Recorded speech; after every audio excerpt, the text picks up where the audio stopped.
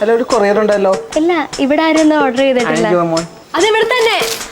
ആ ചേച്ചിയുടെ പൈസ പൈസ മോള് കൊടുക്ക്.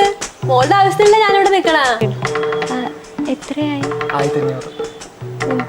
ഞാനൊന്ന് പേഴ്സ് എടുത്തിട്ട്.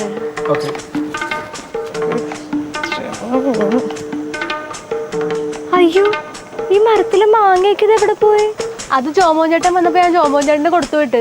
അയ്യോ ചേച്ചി, ഇവിടെ പപ്പയ്ക്ക് ഭയങ്കര ഇഷ്ടമാണ് അത് പഴുത്ത് കഴിഞ്ഞിട്ട് തിന്നണത്. എന്നാ ഒരു 4-5 ഇട്ടിട്ട് പറിച്ചു കൊടുക്കാറുന്നില്ലേ? ബാക്കി മാവല്ലേ, ഇനി ഉണ്ടാവും.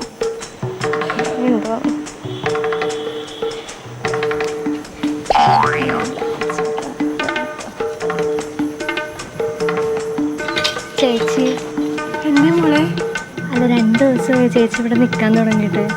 അല്ലേ, ഞാൻ ഇങ്ങോട്ട് വലിഞ്ഞു കയറി വന്നതല്ല. വീട്ടിലേക്ക് ബസ്സും കയറി പോകുമ്പോ എന്നെ ഇവിടെ കൊണ്ടുവന്നിട്ട് എന്തെങ്കിലും നന്ദി ഉണ്ടോ കുട്ടി നിങ്ങൾക്ക്? ഞാനിവിടെ വന്നിട്ട് അപ്പന്റെ അമ്മയുടെ മെക്കെട്ടേറ്റുണ്ടാ? ചേച്ചി മെക്കെട്ടവരൊക്കെ ഇത്തിരി ഗ്യാപ്പ് കൊടുക്കണ്ട, എന്നാലല്ലേ അവർക്ക് മെക്കെട്ട് വരാൻ പറ്റൂ.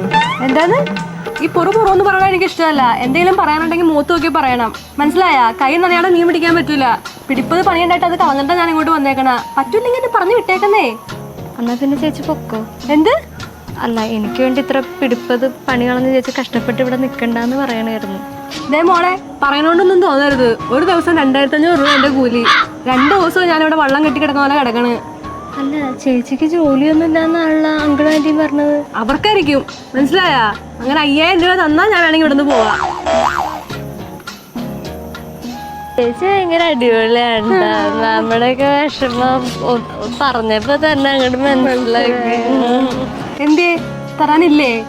ഇല്ലെങ്കിൽ ഞാൻ എനിക്ക് തോന്നുമ്പോ പോവും, മനസ്സിലായ?